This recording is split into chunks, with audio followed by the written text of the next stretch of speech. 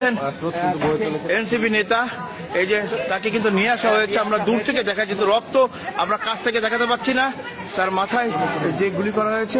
দর্শক আপনারা কিন্তু দূর থেকে দেখাচ্ছে যেহেতু রক্ত, এই জন্য আমরা কাছ থেকে দেখা। कि वहां एक और क्रांतिकारी के कनपट्टी पे अननोन गनमैन ने गोली मार दी है। हाँ भैया, मजाक नहीं कर रहा हूं। हाँ, तो how worried is India and how worried is the Indian system कि ये सब कुछ जो है वो एकदम আনা হয়েছে, আমরা একটু দূর থেকে দেখাই, এবং তাকে কিন্তু রক্তাক্ত আমরা একটু দূর থেকে দেখাই, আমরা আমরা কাছ থেকে দেখা। हादी का नंबर तो पहले लगा है। उसके बाद 22 दिसंबर की खबर है, मोहम्मद मुतालिब सिकदर, ये भी एक युवा नेता था जिसने शेख हसीना के खिलाफ बहुत बड़ा मोर्चा खोला था जब शेख हसीना बांग्लादेश डोमिनेट करना इसको चाहता है। भारत क्यों डोमिनेट करना चाहेगा बांग्लादेश को? अब शेख हसीना, ये भी भैया बड़े नोटी हैं, बिकॉज आप जानते हैं कि आज भी भारत में तकरीबन পাচ্ছি না। মুতালিব সিকদারকে কিন্তু এখন আবার ওয়ার্ডে নিয়ে যাওয়া হবে।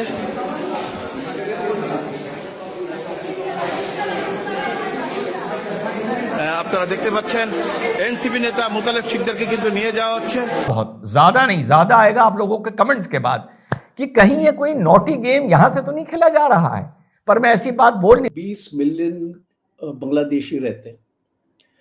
जो ऑफिशियल फिगर है it's around 4 to 5 million, but जो अनऑफिशियली है वो 20 मिलियन। नमस्कार दोस्तों, बांग्लादेश में अननोन गनमैन का कहर चल रहा है। कुछ दिन पहले हादी ऊपर गया था और अब आज एक जो और था इसका साथी, उसको भी टपका दिया गया है।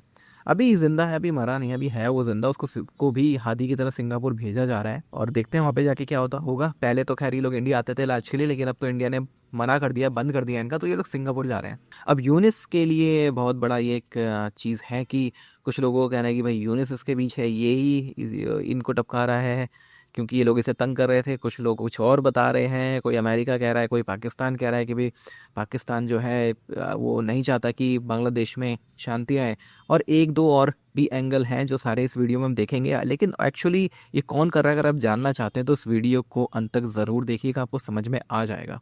और अपने विचार कमेंट में ज़रूर लिखिएगा। वीडियो अच्छा लगे तो लाइक करें, शेयर करें, चैनल को सब्सक्राइब करना ना भूलें और बेल करके प्रेस करें लेटेस्ट नोटिफिकेशन के लिए। आइए आगे बढ़ते हैं इस वीडियो। या जाड़ों में कढ़ाई में से गर्मा गर्म पकौड़ी निकलती है, उतनी ही गर्मा गर्म खबर आप लोगों के लिए लाया हूं। लेकिन हाँ, खबर अब 5 घंटा पुरानी हो गई है, जो बांग्लादेश से आ रही है कि वहां एक और क्रांतिकारी के कनपट्टी पे अननोन गनमैन ने गोली मार दी है। हाँ भैया, मजाक नहीं कर रहा हूं। हादी का नंबर तो पहले लगा है। उसके बाद 22 दिसंबर की खबर है, मोहम्मद मुतालिब सिकदर, ये भी एक युवा नेता था जिसने शेख हसीना के खिलाफ बहुत बड़ा मोर्चा खोला था जब शेख हसीना बांग्लादेश छोड़ के भागी थी। और यह हुआ था कि अब एक नया निजाम आएगा, नए रिफॉर्म आएंगे, यहां खुशहाली आएगी, यहां अमन और चैन आएगा और तरक्की आएगी। बेटा, वो कहीं नहीं आ सकता, वो कभी नहीं आ सकता। तो यहां पर भी नहीं आ सकता। तो मोहम्मद मुतालिब सिकदर, जो नेशनल सिटीजन पार्टी एनसीपी का लेबर सेल का यूथ लीडर या यूथ प्रेसिडेंट था, उसकी कनपट्टी पर गोली मारी गई। ये पहले वाला ई रिक्शा से जा रहा था, ये शायद रिक्शा या साइकिल से जा रहा था। उसको आनन फानन में हॉस्पिटल ले जाया गया है। अभी ये है, अभी था नहीं, क्योंकि अभी भी ये सांसें ले रहा है। हादी भी सांसें ले रहा था, हादी सिंगापुर भेजा गया था। इतने में छिली मुर्गी का ये भी बयान आया है, छिली मुर्गी आप सब जानते हैं कौन है, उसका ये भी बयान आया है कि इसको भी हम सिंगापुर भेजेंगे। अच्छा, सिंगापुर इस मारे भेजना पड़ रहा है, पहले इमरजेंसी होती थी तो मेडिकल टूरिज्म पे भारत भेज देते थे, अब इनको सिंगापुर भेजना पड़ रहा है। ये है कि वो कहते हैं कि 1971 में, मैं अगले दिन एक रिपोर्ट देख रहा था, जो कि रिपोर्ट जो बेसिकली इंडिया की ही एक पार्लियामेंट्री कमेटी जो है, आई थिंक उसने जारी की, और उस रिपोर्ट में ये कहा गया कि जो बांग्लादेश है वो ये समझता है कि 1971 में इंडिया ने उनके साथ ज्यादती की है, और जिसमें इम्पॉर्टेंट चीज़ ये है कि जो एक पूरा मुल्क बनाने में सारा कुछ किरदार अदा किया गया, चीज़ें की गई, और अभी एक नया लड़का जो उस्मान हादी, जिसका वो हो रहा था कि वो उसके पीछे भी वो कहते हैं जी इंडिया का हाथ है, मतलब क्या, why India wants to have a dominance over Bangladesh, और व्हाई इंडिया वांट्स कि बांग्लादेश में वो होना चाहिए जो इंडिया चाहता है।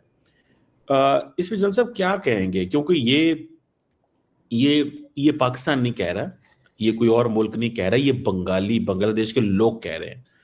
तो how worried is India and how worried is the Indian system कि ये सब कुछ जो है वो एकदम जो चेंज हुआ है।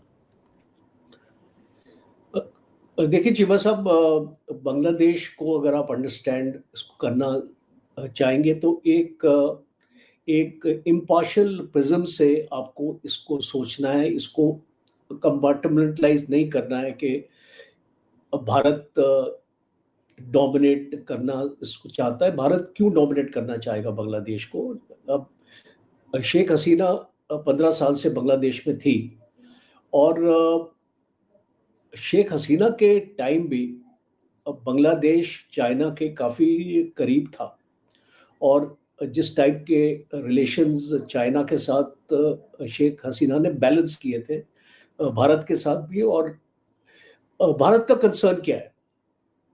देखिए, मैं पोस्टेड रहा हूँ वहाँ बांग्लादेश बॉर्डर पे, मैंने वहाँ सिचुएशन देखी है। भारत का कंसर्न ये है कि हम अपनी बॉर्डर मैनेजमेंट बांग्लादेश के साथ बेहतर करें, बिकॉज आप जानते हैं कि आज भी भारत में तकरीबन 20 मिलियन बांग्लादेशी रहते हैं। जो ऑफिशियल फिगर है it's around 4 to 5 million, but जो अनऑफिशियली है वो 20 मिलियन। ये भी भैया बड़े नोटी हैं। ये एक गेम अब थोड़ा बहुत समझ में आ रहा है, थोड़ा बहुत, ज्यादा नहीं, ज्यादा आएगा आप लोगों के कमेंट्स के बाद कि कहीं ये कोई नोटी गेम यहां से तो नहीं खेला जा रहा है। पर मैं ऐसी बात बोल नहीं सकता अपने मन से, ये बात भी मैं क्वेश्चन मार्क लगा के बोल रहा हूं एक सजेशन की तरह कि अब बांग्लादेश में चुनाव से डर कौन रहा है? यूनुस डर रहा है, पाकिस्तान डर रहा है, अमेरिका डर रहा है, अवॉइड कर रहा है, और जितने भी ग्रेटर बांग्लादेश करने वाले बात के लोग हैं, जितने भी शेख हसीना को हिट करने वाले लोग हैं, जितने भी आपके ये कहने वाले लोग हैं हजरत अब्दुल्ला की तरह कि हम 7 सिस्टर काट लेंगे, उनके अंदर ये डर कोई नोटी बाबा बिठा रहे हैं। अब यही मुझे भैया कुछ समझ में आ रहा है।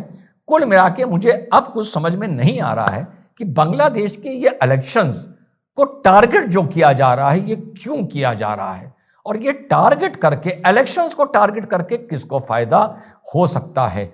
बाकी जो नोटी बाबा वाली बात मैंने आप लोग को बताई, ये भी मुझे कहीं ना कहीं दिमाग में ठनक रही है। और ऐसा तो नहीं कि बांग्लादेश का जो यूनुस से कुछ अलग ख्यालात रखता है, उनका चीफ ऑफ आर्मी स्टाफ, जिसने हमारे चीफ ऑफ आर्मी स्टाफ के लिए भी ये बोला है कि आप सुनिश्चित रहें, आपको यहाँ कोई भी आपके असेट्स डैमेज नहीं हो सकते। कहीं ऐसा तो नहीं कि बांग्लादेश में भी इसके बहाने एक सॉफ्ट कू या एक हार्ड कू हो सकता है?